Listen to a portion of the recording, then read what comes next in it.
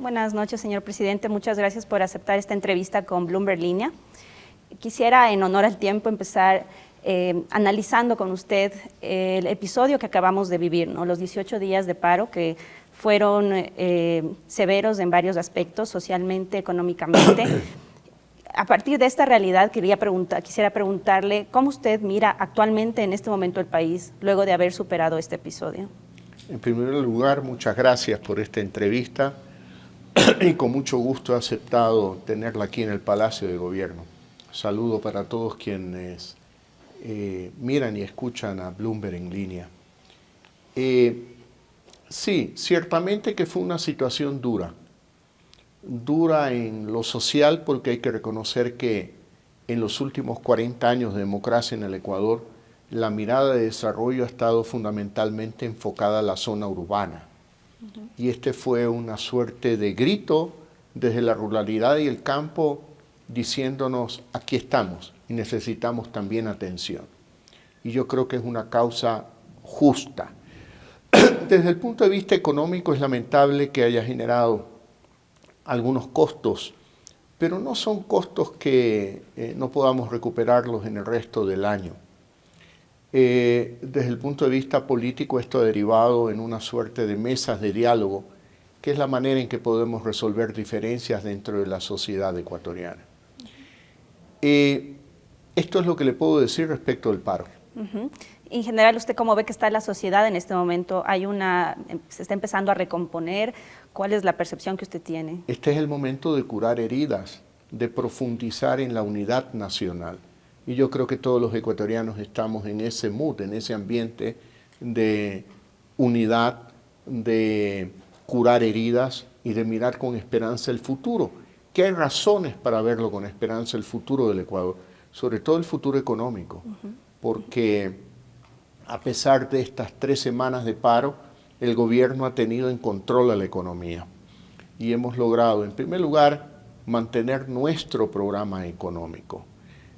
Luego, el día 24 de junio, recibimos la aprobación del Fondo Monetario Internacional de un crédito por $1.000 millones, producto de la 4ª y 5ª revisión de nuestra economía. También tenemos que considerar que el mundo está un poco convulso, la economía del mundo, una economía post-pandemia, impactada negativamente por la guerra de Rusia contra Ucrania, con una alta inflación. Acabamos de ver hoy día la publicación de Estados Unidos del 9.1% de inflación, cuando en Ecuador está en el 4.23% la inflación. Entonces hay que considerar ese elemento global también. Pero la economía ecuatoriana pasa por un buen momento. De la economía que quiero profundizar con usted un poquito más adelante, sobre el tema político, que también hubo preocupación internacional cuando en la Asamblea se tejió este intento de destituirlo, y sí hubo una preocupación legítima internacionalmente, ya que incluso el presidente de la Asamblea votó a favor de su destitución. En esto, políticamente hablando, ¿no se siente usted solo? ¿No hay solo políticamente hablando? Le voy a contestar. En primer lugar, hubo el intento, pero el resultado final es que no lograron los votos que establece la Constitución para lograr esa injustificada destitución que fue promovida por el expresidente Correa desde Bélgica, quien está desesperado por regresar al Ecuador para lograr su propia impunidad, porque está sentenciado por corrupción, y para lograr la impunidad de sus colegas en el gobierno pasado, en gobiernos pasados. Fracasó. Al final del día, diría yo que es uno de los pocos impeachment que ha habido en el Ecuador donde la Asamblea Nacional no ha logrado un éxito.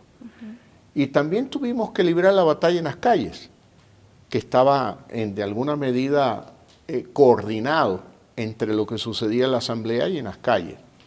Y en tercer lugar, intentos también absurdos de revocatoria de mandato, porque tomaban promesas de campaña y de mi plan de gobierno de 4 años y querían que los haya ejecutado en 6 meses. Entonces, eso no es serio y el Consejo Nacional Electoral lo rechazó. Respecto de si estoy solo o no estoy solo, mire,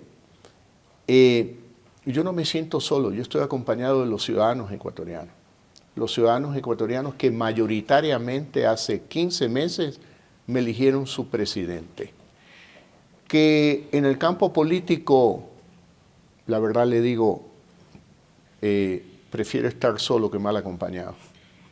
Y creo que este es un gobierno diferente a lo que ha sido el típico gobierno de la clase política, de los expertos políticos en el Ecuador.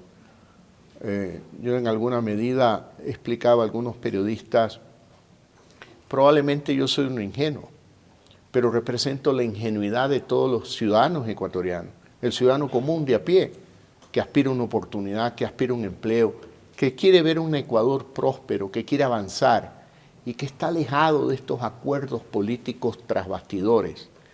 Nosotros no hemos estado dispuestos ni a entregar hospitales, ni instituciones públicas, ni empresas públicas a cambio de votos en la Asamblea Nacional. Y creo que eso es un valor importante en materia de lucha contra la corrupción. Presidente, ¿se podrían repetir estos intentos de desestabilización? Como usted dice, hay una desesperación detrás tal vez. ¿Y cómo se está preparando ahora el gobierno tras este episodio para unos posibles intentos desestabilizadores que tal vez van a acechar? Bueno, si usted se detiene en la Constitución, pues la Asamblea Nacional ya hizo uso del artículo 130, intentando la destitución del presidente. Eso es solamente posible una vez en el periodo. Ya hizo uso eso la Asamblea, ya no lo puede utilizar. Claro, podrían usar los otros argumentos de destitución, ¿no? Bueno, yo quiero deliberadamente, para orientar bien a quienes están viendo esta revista y a usted, tocar algunos temas que son importantes y que de alguna manera mitigan esos riesgos. Y es un buen manejo de la economía. La economía del Ecuador está bien.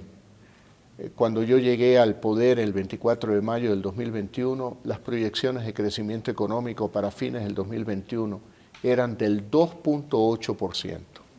Y logramos cerrar el año con el 4.2%.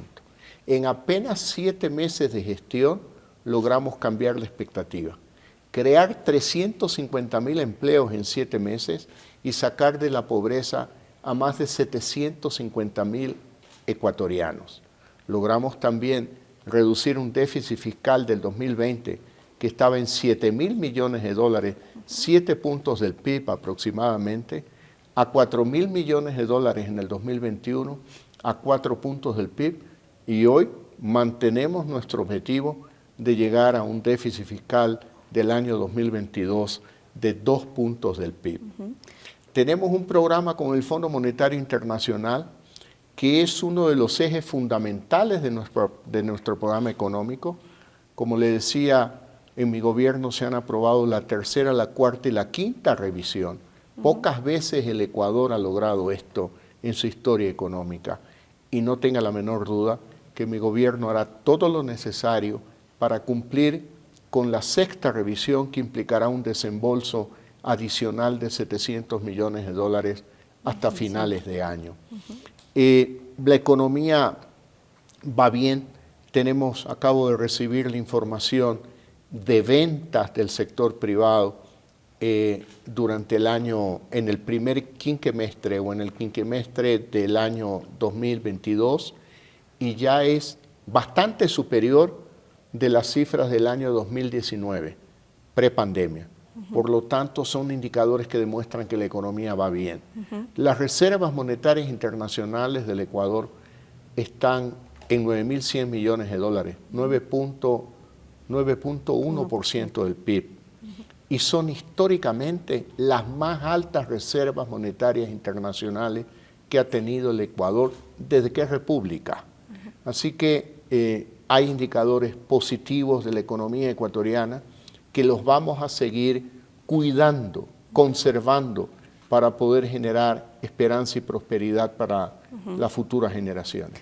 El reto es precisamente lo que usted se ha planteado, articular estos números macroeconómicos que son sólidos con las demandas ciudadanas, y para ello ha habido unos compromisos. De las acciones puntuales que usted pudiera destacar, ¿qué se ofrecen para evitar un próximo? Mire, lo que implica un costo fiscal es fundamentalmente la reducción del precio de los combustibles y que más o menos representa 280 millones de dólares, que es igual a 0,28 puntos del PIB. Es decir, es una cifra importante, pero no desarma nuestro programa económico, realmente. Así que yo estoy optimista, tenemos un segundo semestre por delante donde haremos todos los esfuerzos como lo hicimos en el año 21 para recuperar los costos que haya implicado este paro de 3 semanas. Con esto, ¿usted cree que el país puede igual mantener su proyección de crecimiento de 4% para este año, que es lo que se esperaba para poder hablar de una... No, la proyección para este año es del 2,8% sí, pero, en el programa económico. Sí, de 4% para volver a los niveles al menos prepandemia, que es lo que debería crecer el Ecuador. El Ecuador prepandemia, mire usted, tenía crecimientos casi nulos, negativos, del 0%, 0,1%. El haber logrado el 4,2% en nuestros primeros 7 meses de gobierno, cambiando la tendencia, es un esfuerzo muy grande que demuestra que este gobierno tiene capacidad de gestión, sobre todo en cómo enfrentar la pandemia. Debido a eso, logramos la reactivación económica. En 100 días vacunamos con 2 dosis, en los primeros 100 días de gobierno, al 53% de la población ecuatoriana. Y hoy, con 2 dosis, ya llegamos al 85% y ya cerca del 40% con la tercera dosis y estamos también aplicando la 4ª dosis. Eso nos permitió abrir el Ecuador, prender de nuevamente el Ecuador y eso permitió la reactivación de la economía. Ahora nuestro plan sigue intacto, la apertura comercial. El día de hoy conversé con el canciller de México precisamente para darle seguimiento al Tratado de Libre Comercio con México. ¿Y qué le dijo? Que en los próximos días ya tendremos, la negociación está a un 99%. Hay un tema pendiente por resolver que tiene que ver con el sector camaronero. Y me dijo que en los próximos días de esta semana tendría ya una respuesta del presidente AMLO, de Andrés Manuel López Obrador, con quien tengo una muy buena relación, y este es un paso fundamental para luego solicitar el ingreso del Ecuador a la Alianza del Pacífico. Avanzamos con el Acuerdo de Libre Comercio con China, avanzamos con Canadá, con Corea del Sur, también con Costa Rica. Y vea usted, acabo de tener una reunión con el embajador de Egipto, con quien hablamos sobre la posibilidad de un tratado de libre comercio de Egipto con Ecuador y así abrir puertas de Medio Oriente para el Ecuador y abrir a Egipto puertas en América Latina a través del Ecuador. Ese es un objetivo prioritario de mi gobierno y estamos avanzando. Estamos avanzando en materia de inversión. Tenemos proyectos por 39.000 millones de dólares en hidrocarburos, en minas, en energía, en telecomunicaciones y en infraestructura. Y eso sigue adelante, no se ha detenido. Y luego tenemos también convenios de inversiones privadas en el sector privado por cerca de 5.000 millones de dólares. Y lo más, digamos, esperanzador para mí, optimista para mí, es recibir las llamadas de los empresarios para decirme, ahí estamos firmes, más que nunca seguimos adelante. Después del paro, incluso han manifestado su interés de mantener definitivamente que sí, en todos los sectores, tanto alianzas público-privadas como en el sector netamente privado. Así que esto va para adelante y la economía está en control. Ha habido un cambio en el ministro de Economía, pero no ha habido un cambio en el programa económico, ni tampoco un cambio de gobierno ni de presidente. Claro. Sigue el programa económico, sigue ese compromiso con los multilaterales, tenemos toda una programación financiera que nos da tranquilidad. La aprobación del Fondo Monetario del 24 de junio también nos da acceso a más fondos de multilaterales hasta fines de año. Presidente, ¿cuál va a ser Entonces, el enfoque de la segunda mitad de este año, se ha hablado mucho, el ministro Arosemena acaba de hablar un poco de la ejecución, nos dio ayer una cifra de que la ejecución en sectores sociales había estado en alrededor del 30%, y en realidad la gente obviamente se cuestiona cómo estamos a mitad de año con una ejecución del 30%. Pero no es solo en el sector social. No, en varios sectores nos mostró la... Fundamentalmente uno de los sectores que ha tenido un bajo nivel de ejecución presupuestaria es en infraestructura. Lo que es en escuelas, lo que es en hospitales, lo que es en infraestructura de carreteras. Sobre todo tenemos previsto una acelerada inversión en carreteras y en todos los sectores que fueron impactados por el invierno de este año, que fue muy duro. Le puedo decir que en todo eso hay una inversión global, no implica la ejecución de este año, de cerca de 2.000 millones de dólares, con una ejecución en este año de más o menos 400, 500 millones de dólares. Y lo que se va a hacer ahora en la siguiente mitad del año es acelerar las ejecuciones, enfocarse en qué temas, presidente. Mire, en materia de infraestructura tenemos 3 segmentos. Uno, lo que ya le comenté, reparar todos los daños causados por el invierno. 2, tenemos 5.200 millones de dólares para promoción de alianzas público-privadas. Y 3, estudios de grandes obras como son la autopista Quito-Guayaquil y la cuenca Guayaquil. En este tercer segmento hablo de estudios, porque en 3 años no podremos probablemente inaugurar, pero no ejecutar la totalidad de las obras. Como se dice, poner la primera piedra. Pero estamos trabajando en el primer segmento lo que es los impactos que causó el invierno. En el segundo, seguimos adelante con todo el proceso de alianzas público-privadas. Ayer he recibido la visita de inversionistas extranjeros interesados en puertos en el Ecuador.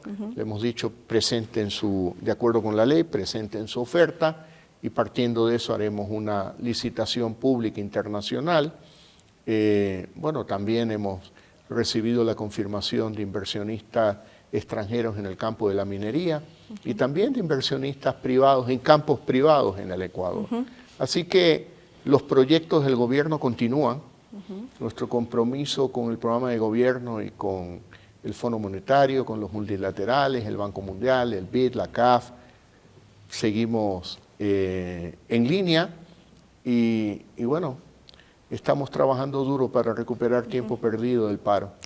Había una preocupación también, por ejemplo, de las calificadoras de riesgo, por ejemplo, de que el tema del paro le iba a impedir al Ecuador aprovechar bien o mejor los excedentes petroleros, ¿no?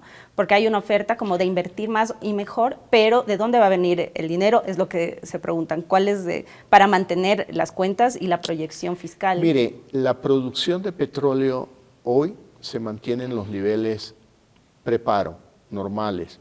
Hubo un impacto de 10 días, eso es una realidad. Y ese impacto tiene un costo de 260 millones de dólares en este año. Esperamos recuperarlo hasta fines de año.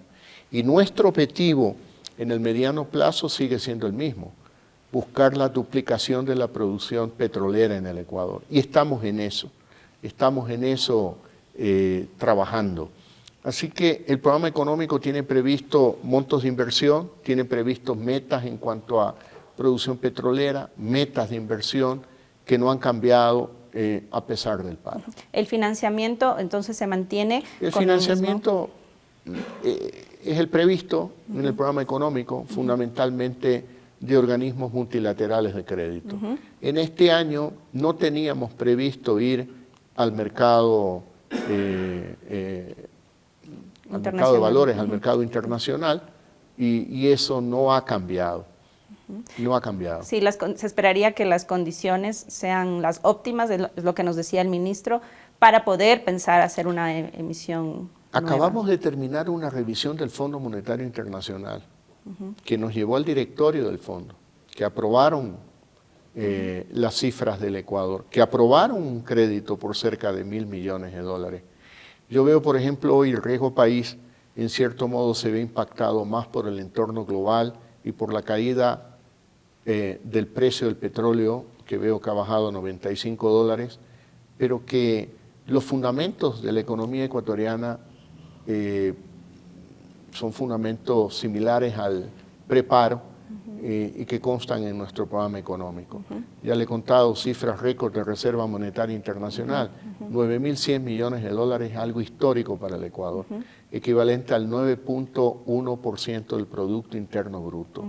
Ecuador es un país dolarizado, para conocimiento de quienes nos escuchan, y con esas reservas monetarias están garantizados los depósitos de la banca, están garantizados también los depósitos de la seguridad social y de los gobiernos autónomos descentralizados, y vamos por un camino donde, mire usted, hace un año, cuando yo asumí el gobierno, las reservas eran de 5.900 millones de dólares. Hemos crecido 3.200 millones de dólares. ¿Cuáles son las medidas enfocadas en la recuperación de la microeconomía? Que es también en el cambio del ministro, justo fue un compromiso, ¿no? Porque esta sensación del ecuatoriano, del bolsillo del ecuatoriano, es precisamente tal vez lo que genera malestar. Hay agentes como la inflación, como la guerra, que inciden en la realidad económica, pero ¿cuáles son las medidas puntuales? Mire, una de las medidas puntuales que la tomamos desde el mes de enero de este año, crédito al 1% de interés, hasta 30 años plazo para la base de la pirámide productiva del Ecuador. Es decir, el microempresario, la familia agrícola, los microcomerciantes, los pequeños microindustriales, familias, especialmente mujeres, que han tomado créditos, cerca de 30.000 familias en el primer semestre que han tomado este tipo de crédito para invertir en aguacate, invertir en ampliar su granja porcina, granja avícola, para pequeña industria y para el comercio también. Y nuestro objetivo es cumplir nuestra meta de $1.000 millones en los 4 años de gobierno. Ha pasado el primer año. Y en el primer semestre, porque obviamente había que implementar el mecanismo a través de Banecuador, hemos colocado $80 millones para 30.000 familias. Cuando en gobiernos anteriores se colocaba $100 millones en un amigo del presidente, lo cual no tiene lógica. Por lo tanto, nuestro enfoque es un enfoque social, ir a la base de la pirámide productiva y no en la cúspide para darle crédito a los compinches del presidente. Esto también va de la mano con la meta de la generación de empleo. ¿La meta de generación de empleo se mantiene, presidente? Se mantiene la meta. Hay 2 objetivos, porque los ecuatorianos, y sobre todo especialmente los jóvenes ecuatorianos, dicen, yo ya no quiero un empleo, lo que quiero es ser autónomo. Quiero que me den facilidades para emprender. Y el crédito que le he definido es una facilidad para emprender. Hay otros proyectos sociales que comenzaron el primer día de mi gobierno. La lucha contra la desnutrición crónica infantil. Lamentablemente el Ecuador tiene uno de los indicadores más altos de la región, el 29%. Y provincias de la Sierra Central con población mayoritariamente indígena tienen el 34%, 35%. Y desde el primer día de gobierno, en este mismo salón, a las 5 de la tarde, definí como prioridad de mi gobierno la lucha contra la desnutrición crónica infantil. Y estamos trabajando en esa línea. Luego también estamos invirtiendo en proyectos de agua y de riego en la Sierra Central, precisamente para favorecer a más de 27.000 familias. Obviamente esto lo hemos hecho en el primer año de gobierno. Tenemos que continuar en este objetivo, en esta tendencia. Y también estamos invirtiendo recursos sensiblemente más importante la cantidad que gobiernos anteriores para, por ejemplo, la lucha contra la violencia contra la mujer. Entonces, nuestro gobierno, desde el primer día, ha estado trabajando e invirtiendo en el campo social. Y ahora continuaremos la tarea con un empeño fundamental en inversión en la ruralidad y en el campo, donde la inversión es más barata que en zona urbana, Un kilómetro de carretera urbana de 4 vías más o menos puede costar entre 8 a 10 millones de dólares, dependiendo de la topografía. Pero un kilómetro de un camino vecinal en zonas rurales, campesinas, no pasa de 100.000 dólares. Por lo tanto, ese enfoque hacia las zonas rurales y campesinas no implica un gasto de inversión sustancialmente más alto. Definitivamente no es más alto que en zona urbana.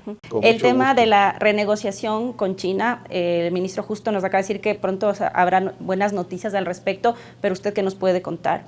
Lo que yo le puedo contar es que habrán excelentes noticias no solo en la renegociación financiera de la deuda, sino también en la renegociación de los contratos petroleros con China.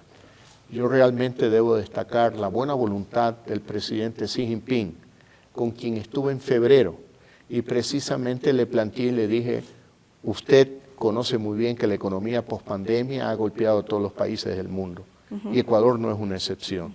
Necesito renegociar la deuda financiera de Ecuador con China. Y estamos logrando avances importantes. De alguna manera, por delicadeza con China, hemos acordado hacer un anuncio conjunto y quiero respetar ese compromiso con China, pero será en 2 semanas, como dijo el ministro. Espero que sea en el menor tiempo posible, no le puedo garantizar. Tengo que hablar con el canciller para saber exactamente la fecha, y también hemos avanzado bastante, mucho, no ha terminado, pero hemos avanzado mucho en la renegociación de los contratos petroleros, donde el Ecuador va a recibir un beneficio importante, porque la renegociación se basa fundamentalmente en el cálculo del precio del barril de petróleo, donde yo le dije al presidente Xi Jinping, presidente, algunos ecuatorianos, en asociación, en alianza con otros extranjeros, usaron a China para abusar del Ecuador. Le pido el favor personal de considerar la renegociación de los contratos petroleros que son lesivos al interés del Ecuador. Y los resultados están a la vista. Comisiones de China con Ecuador que están negociando técnicamente y que espero en muy pocos días hacer un anuncio importante. Presidente, usted mejor que nadie conoce el informe de la ONU que acaba de salir sobre el tema de la incautación de droga. Ecuador se ubica como el 3er país. Usted en su visita incluso a Estados Unidos, hubo esta intención de plantear un plan Ecuador al presidente. No intención, lo planteé. Y eso precisamente quisiera que me cuente un poco. A ver, tuve un encuentro de pocos minutos, de unos 15 minutos, con el presidente Biden, a solas. No digo que fue una reunión bilateral, porque en términos diplomáticos fue un encuentro casual, donde tuvimos la oportunidad de conversar. Y yo le dije al presidente Biden, tengo que aprovechar estos minutos con usted. Y voy a 2 puntos en concreto.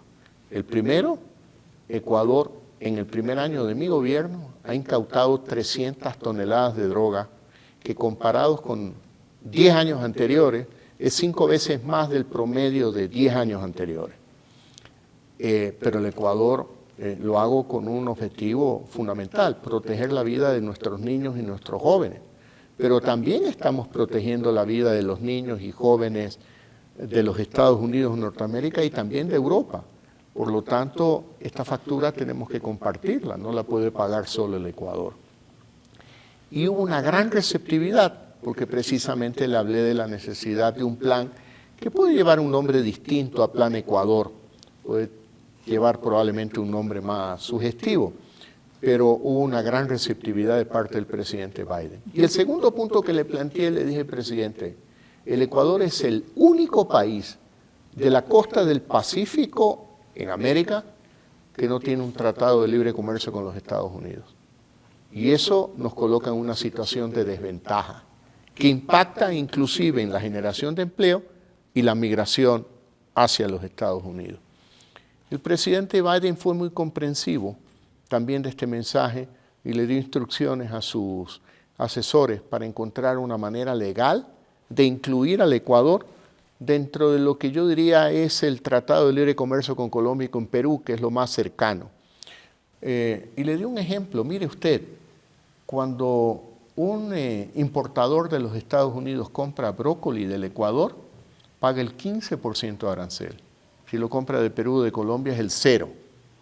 Por lo tanto, obviamente, el presidente Biden comprende esto y me dijo, encontraré la manera legal de incluir al Ecuador. ¿Y hay algunos avances concretos hasta ahora? ¿O están en conversaciones con equipos? Esa conversación más o menos habrá sido el 11 de junio, 10 de junio. Regresé al Ecuador. Se inició el paro el 13 de junio. Han pasado 3 semanas. Y yo espero tener ese encuentro o conversación con el presidente Biden en las próximas semanas. Presidente, con la elección del presidente Petro en Colombia hay un giro en la región, un giro ideológico, por llamarlo así, y Ecuador se mantiene en otra línea. ¿Usted cómo manejará estas relaciones con los países, ¿no? Las buenas relaciones del Ecuador con Colombia son históricamente tradicionales. Y yo, cuando me preguntaban en campaña cuál va a ser su actitud, trabajar con el presidente que escojan los colombianos, respetando la voluntad del pueblo de Colombia.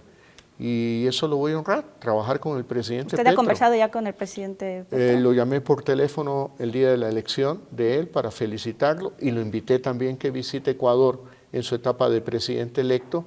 Ojalá que en su agenda sea posible esto, si no, estaré con mucho gusto en la transmisión de mando el 7 de agosto, creo que es. Hay un tema importante que de alguna manera el paro lo hizo pasar desapercibido, y es la elección del Ecuador como miembro no permanente del Consejo de Seguridad de las Naciones Unidas, por 2 años. Eso es importante en cuanto a las relaciones internacionales del Ecuador. Tenemos objetivos en materia de comercio, en materia de inversión, en materia de seguridad, y obviamente nosotros siempre promoveremos el multilateralismo y el respeto al derecho internacional.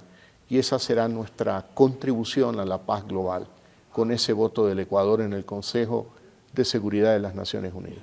Presidente, hay una duda que tengo que preguntarles. ¿Usted tal vez piensa en un segundo mandato? No es un tema que me quita el sueño por ahora. Lo que me quita el sueño es precisamente cumplir un programa de gobierno, un programa económico que genere empleo, que genere oportunidades para los ecuatorianos. Y luego ya veremos. En estos 18 días tan convulsos, ¿usted en algún momento pensó en dar un paso al costado? En lo absoluto. Mire usted, me quedé en Quito, me quedé aquí en el Palacio de Gobierno, me quedé junto con mi esposa y mi hija menor, que es soltera, viviendo en la residencia presidencial aquí, y dije no, esta es la sede de gobierno, esta es la capital del Ecuador, pues yo me quedo aquí en Quito y me quedo en el Palacio de Gobierno. Y siempre con serenidad, con 2 reuniones con el Comité de Seguridad al día, mirando todos los sucesos del país. Pues bueno, lamento mucho, en especial la muerte de un sargento del ejército que fue vilmente asesinado en una acción donde él participaba de un convoy que llevaba combustibles en la Amazonía. Ayer en este mismo salón tuve la oportunidad de donar mi sueldo de los últimos 5 meses a su viuda y a sus hijos, y una universidad, la Universidad Uniandes, pues le ha donado una beca para que su hija termine los estudios en la universidad.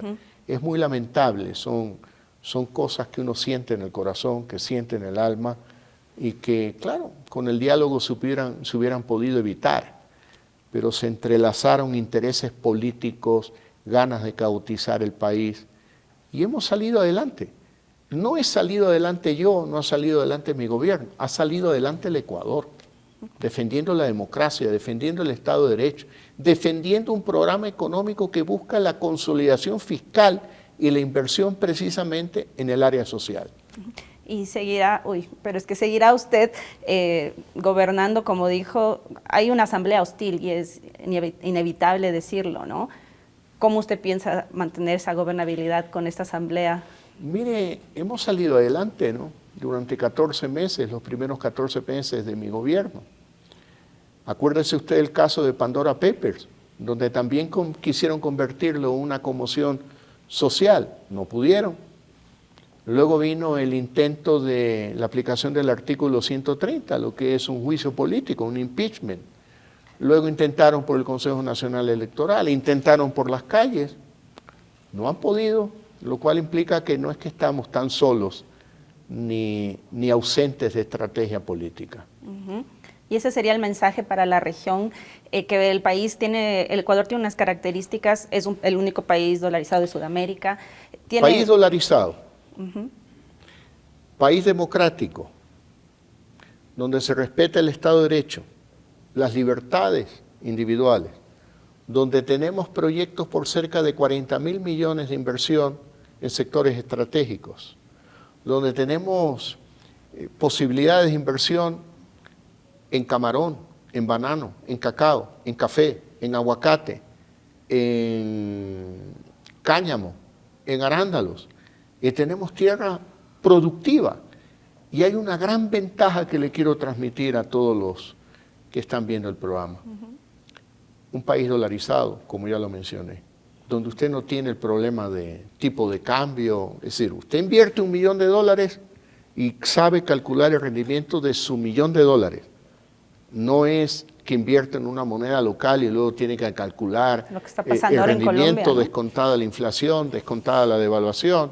Yo creo que es una gran ventaja que el Ecuador de alguna manera no ha sabido promocionar en los últimos 22 años, porque desde el año 2000 el país tiene al dólar como moneda de curso legal.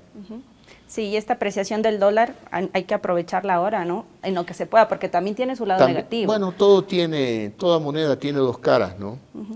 Pero bueno, hay que saber navegar en estas tormentas. Lo que le puedo garantizar a usted y a todos quienes escuchan el programa, que estamos en control de nuestra economía. Como cual capitán de barco que agarra el timón y sabe exactamente dónde quiere llegar, a pesar de las tormentas, a pesar de la lluvia y del agua que le puede entrar al barco. Le agradezco mucho. Muchas gracias a usted, presidente.